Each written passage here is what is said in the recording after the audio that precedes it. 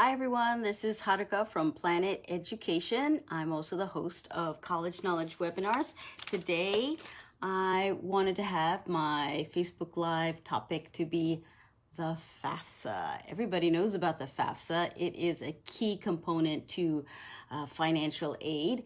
And today, just wanted to give you a first update, kind of overview. Well, not even an overview for you. This is just like the tip of the iceberg, the absolute basics of what you need to know about the FAFSA, because it is actually really integral part of financial aid. First of all, what does FAFSA mean? What does it stand for? It is an acronym. It stands for the Free Application for Federal Student Aid. The federal government provides over $120 billion in money to support students' college education. It is part of the U.S. Department of Education and makes college education possible for 13 million students. Huge. So everybody should be submitting the FAFSA. It is the application that's used to get federal student aid. And when I say federal student aid, it includes grants, which is free money, federal work study, which is earned money, as well as student loans, which is borrowed money. All of these components are part of pretty much every student's financial aid package. And there are many examples of this. You may have heard of Pell Grants, and you can get up to, $6,345 in 2020. Things like federal supplemental opportunity grants also, and California state aid. The federal aid is distributed on a sliding scale basis. So if you are earning less money, you will be determined to have greater financial need. And if you have more income as well as other factors, you will have less financial need. But and that is how they determine who is going to be getting this financial aid.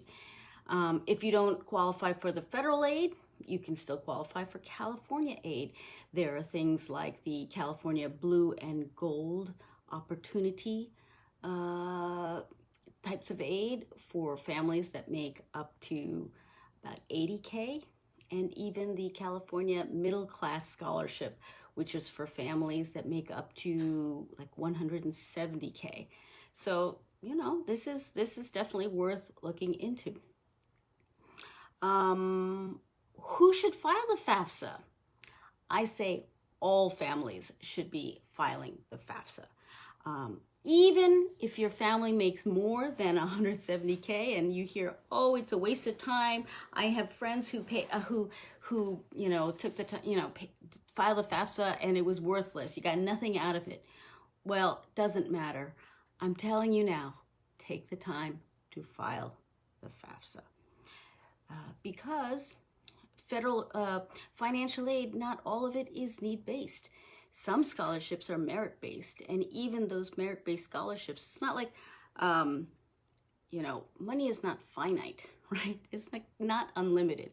So whoever is determining where the money goes is sometimes the money is given to students who both earn it through merit as well as need it.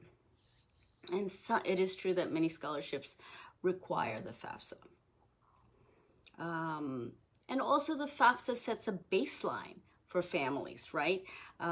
Think of it as an insurance policy.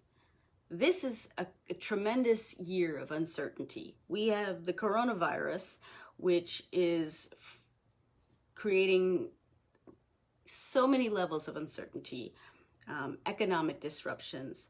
People are losing their jobs or they have more job insecurity. As a result, you can't be guaranteed that you're going to have the same income as you did last year.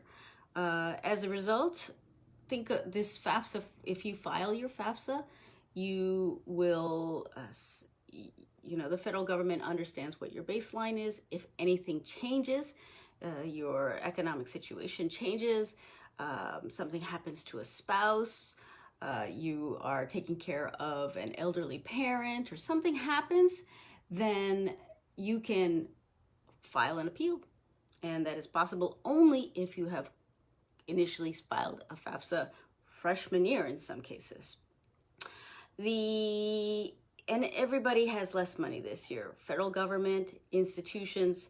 So a lot of places will just say, well, if you didn't even take the time to file the FAFSA, you obviously make so much money, and we shouldn't bother giving you any money, right? That's the mentality. So please go ahead and do that. It takes just an hour to complete for most families once you gather all of the materials. The third thing I want to tell you is how to get started on the FAFSA. And that is, the first step is to get the FAFSA, well, the FSA ID. It used to be called the FAFSA ID, but it's now called the FSA ID. And it's kind of like a username and password.